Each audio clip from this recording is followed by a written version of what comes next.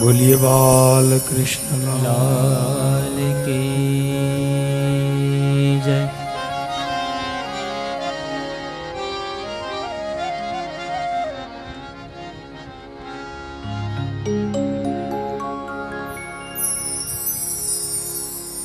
पतित पावनी पुण्य सलीला मां भगवती गंगाना पावन तट पर परम भागवत सुखदेव जी महाराज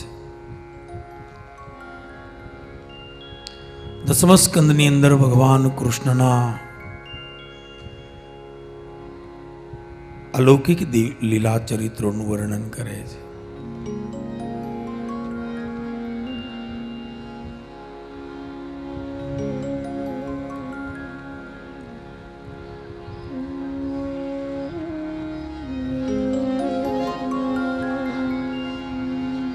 ભગવાન અવતાર લઈ ગોકુળમાં પધાર્યા.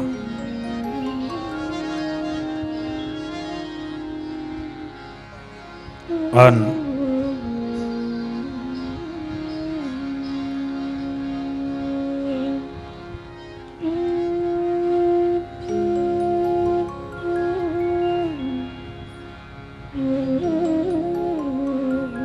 સવારે આપણે કથા જોઈ. ભગવાન કૃષ્ણના બાલ સ્વરૂપના દર્શન કરવા માટે દેવાધિદેવ મહાદેવ પધાર્યા. આગળ કૃષ્ણના એક એક લીલા ચરિત્રોનું વર્ણન આપ્યું છે, જેની અંદર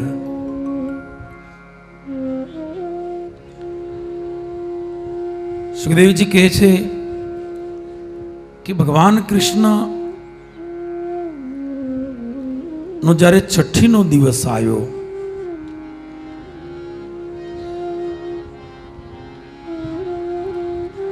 ત્યારે કંસની મોકલેલી પૂતના ગોકુળની અંદર આવે છે. કંસેન પ્રહિતા ગોરા પૂતના બાલઘાતિની શિશુશ્ચાર નિઘ્નંતી પુરગ્રામ વ્રજાદિષુ.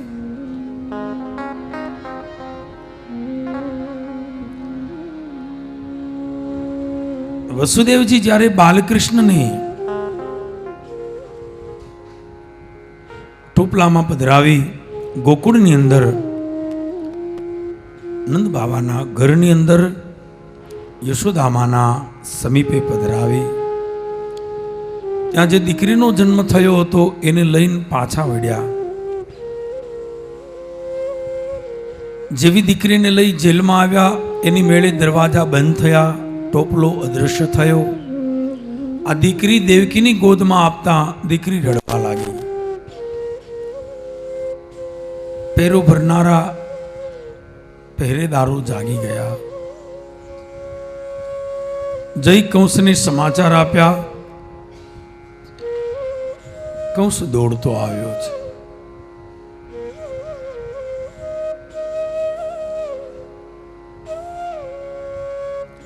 દીકરાને બદલે દીકરીને જોતા કંસ હસવા લાગ્યો. મારો ભય કેવો છે, મારો કાળ જાતિ બદલીને આવ્યો. આઠમો દીકરો જન્મવાનો હતો, એને બદલે આઠમી દીકરી જન્મી. એને એમ કે કાળ ડરી ગયો, દીકરાને બદલે દીકરી બનીને આવ્યો.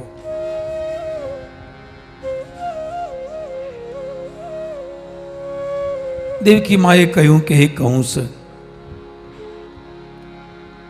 દીકરીની હત્યા કરવી એ મહાપાપ છે. દીકરીની હત્યા ન કરાય.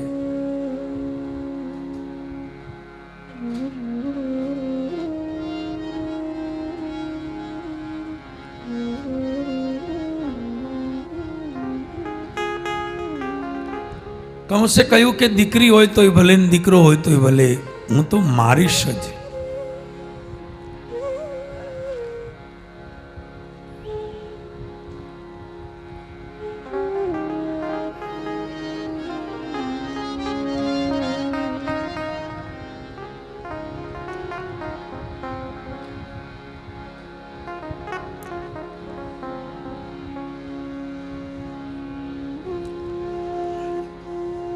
અને જ્યારે દીકરીના પગ પકડી પછાડવા ગયો એ વખતે દીકરી હાથમાંથી છટકી આકાશમાં ગઈ. ચતુર્ભુજ રૂપ ધારણ કરી જગદંબા પ્રગટ થયા, ભદ્રકાલી પ્રગટ થયા. કંસને કહે છે, હે કંસ, આ જગતમાં મને કોઈ મારી ન શકે.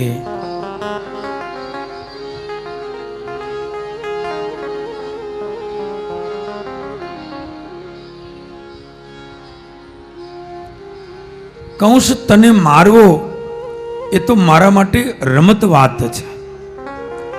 એક હુંકાર કરું ને ત્યાં તારા જેવા 100 મરી જાય. ભગવાનને કઈ અવતાર લેવાની જરૂર નથી. તને મારવો એ તો રમત વાત છે, એ તો વધારાનું કામ છે, એક્સ્ટ્રા છે. આમાં કઈ મોટી વાત નથી. તું એવું ન માનીશ કે તને મારવા માટે એને જન્મ લેવો પડે. હુંકાર માત્રમાં તને મારી શકે.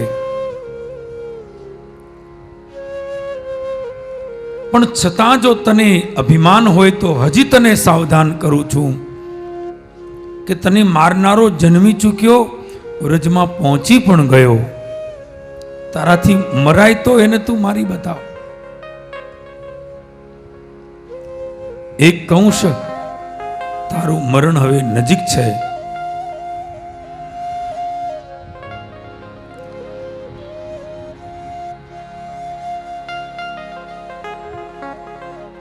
કંસ બેકવા લાગ્યો છે. આમ કંસને કહી ભદ્રકાલી અદૃશ્ય થયા. કંસ વિચાર કરે, મારો કાળ જન્મી ચૂક્યો, વ્રજમાં પહોંચી પણ ગયો, પણ વ્રજમાં કયું ગામ, કયું ઘર એ કેમ ખબર પડે?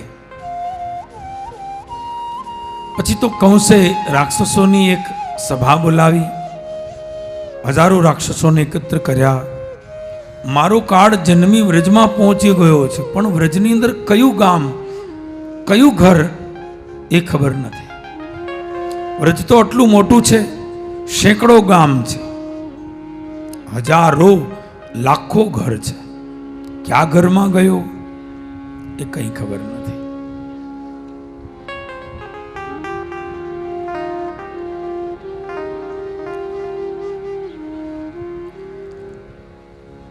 રાક્ષસોની સભા મળી.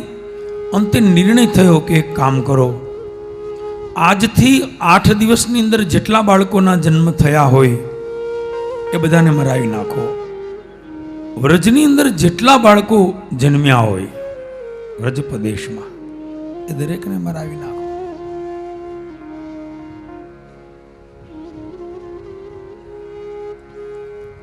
એક બાળકને મારવા માટે,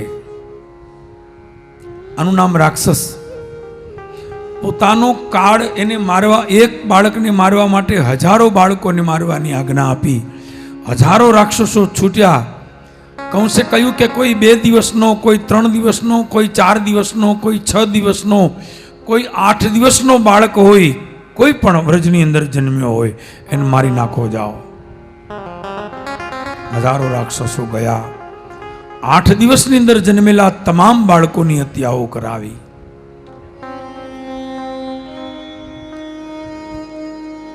આ રાક્ષસો નીકળ્યા, એની અંદર પૂતના પણ નીકળી. પૂતના એક ભયંકર રાક્ષસી છે, ક્રૂર છે, માયાવી છે. જેવા ધારે એવા રૂપ લઈ શકે, નાની મોટી થઈ શકે. વિકરાળ છે, ક્રૂર છે, નિષ્ઠુર છે. કંસને અને પૂતનાને ધર્મના ભાઈ બહેનનો સંબંધ છે.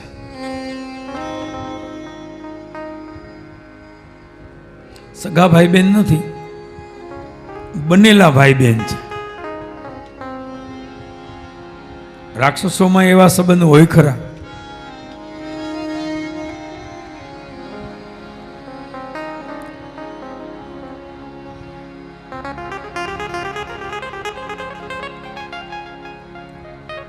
તો પૂતનાએ પણ પોતાના ભાઈના દુઃખને દૂર કરવા માટે બીડું ઝડપ્યું કે કંસ હું પણ જાઉં, વ્રજની અંદર જેટલા બાળકો જન્મ્યા છે હું પણ એક એક બાળકને ગોતી ગોતીને મારીશ. અને પૂતના નિર્દોષ બાળકોને મારવા માટે આવી છે. સુંદર સ્ત્રીનું રૂપ લઈ જ્યાં બાળકનો જન્મ થયો હોય ત્યાં જાય, કહે છે કે લાવો બાળકને મને રમાડવા આપો, મારીને આશીર્વાદ આપવા છે. કોઈ આવી રીતે રમાડવા આવે ને આશીર્વાદ આપે તો આપણાથી ના પણ કેમ પડે? તો એ બાળકને રમાડવા માટે લઈ જાય. એકાંત જોઈ બાળકને જેમ મા પૈપાન કરાવે હૈયે લગાવીને, એમ બાળકને પોતાના હૈયે લગાવીને અમૃત નહીં પણ ઝેર લગાવીને આવતી હતી. બાળકના મુખમાં ઝેરનો સ્પર્શ થાય અને બાળક તરફડી તરફડીને મૃત્યુ પામે. આમ પૂતનાએ અનેક બાળકોને માર્યા.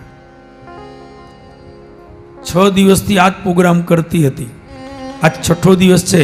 વિચાર કર્યો હાલો નંદ યશોદાને ત્યાં બાળકનો જન્મ થયો છે તો લાવો આજ એના બાળકનો વિનાશ કરો.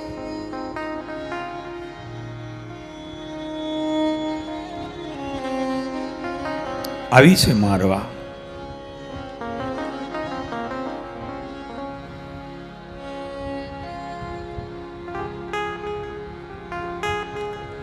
સુંદર સ્ત્રીનું રૂપ ધારણ કરી વ્રજમાં ગોકુળમાં યશોદાને ત્યાં આવી. વ્રજવાસીઓ વિચાર કરે કોણ છે આવી સુંદર, આપણા વ્રજની હોય એમ નથી લાગતું. કોઈએ પૂછ્યું પણ ખરી કે તમે ક્યાંથી આવો છો? ત્યારે કહ્યું કે હું તો સ્વર્ગમાંથી આવું છું.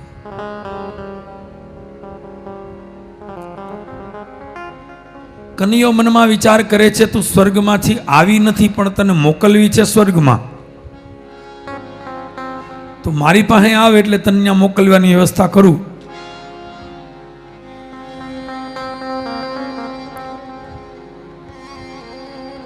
સ્વર્ગની વાસી બનાવું.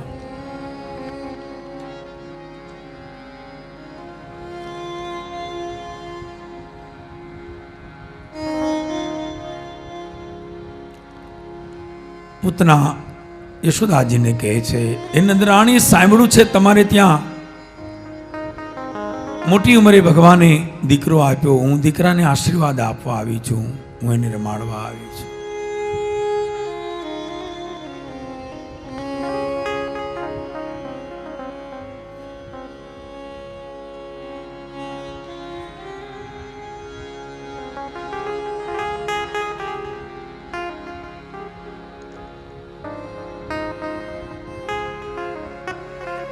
યશોદાજી વિચાર કરે કે શું કરું, આપું કે ન આપું. પણ ત્યાં તો રમાડવાને બાને આમ હાથ લંબાવી કૃષ્ણને તેડી જ લીધા. હજી તો વિચાર કરે ત્યાં તો કૃષ્ણને તેડી જ લીધા. જેવા કૃષ્ણને તેડી લીધા તરત ભગવાને આંખ બંધ કરી દીધી. મૂળ કન્યાને ગમ્યું નહીં એટલે આંખ બંધ કરી.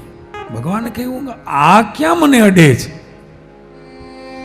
આ કેટલાક માણસ અડે ને એ ભગવાનને ન ગમે, ભગવાન એનાથી ભાગે. ભગવાન કે આ મંદિર છોડીને જાવું ક્યાં? કેટલાક તો ભગવાનને મૂંઝવે. આ ભગવાન કે વાહે દિવાલ છે નહીતર ઘણે ભાગી જાઉં.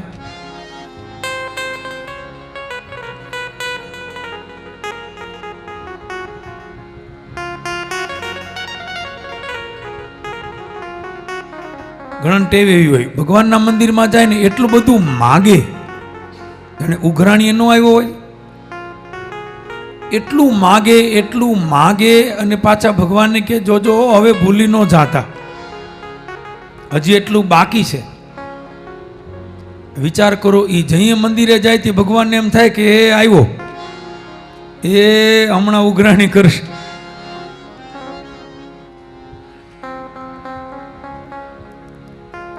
એક સંતે બહુ સરસ કહ્યું કે ભગવાનની પાસે માંગો નહીં, મારે આ જોઈએ છે એમ ન કહો, એને એમ કહો કે તમને જેમ ઠીક લાગે એમ કરો. તમને જે ઠીક લાગે એ તમે એ પ્રકારે તમે મારું હિત કરો, એ પ્રકારે તમે મારું કલ્યાણ કરો.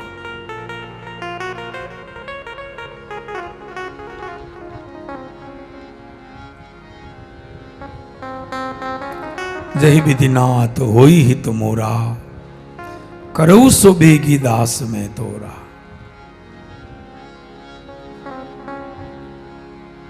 ઘણા તો કરિયાણાની દુકાનમાં લિસ્ટ આપે એમ લિસ્ટ લઈને જાય, હજી કેટલા કામ બાકી છે.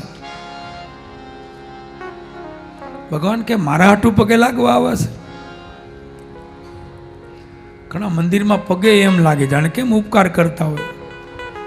લ્યો તે પગે લાગુ, લ્યો એમ.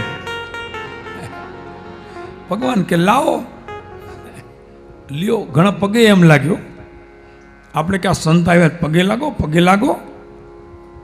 ગમે નહીં, ધરાર ઘર નાખીએ ને, અરે પગે લગાય. મને કેવું ન ફાવે. અરે ન ફાવે એવું ન હોય, આમાં પગે લાગવું જોઈએ. પછી મોઢું બગાડીને આવું કે બધાય કહે છે તો નજીક આવીને કે લ્યો તે પગે લાગવું, લ્યો લ્યો. પગે એવી લાગે જાણે, પગે એવી રીતે લાગે જાણે કેમ ઉપકાર કરતા હોય. પાછા કે લ્યો તે પગે લાગ, એટલે લ્યો એમ. સામે વાળા વડીલ કે લાવો તમારું પગે લગણો. પગે લાગવામાં ફેર છે. ઘણા ઉભા ઉભા ખાલી આમ કરે, ઉભા ઉભા જરાક વાંકો તો વળે, ઘણા જરાક વાંકા વળે.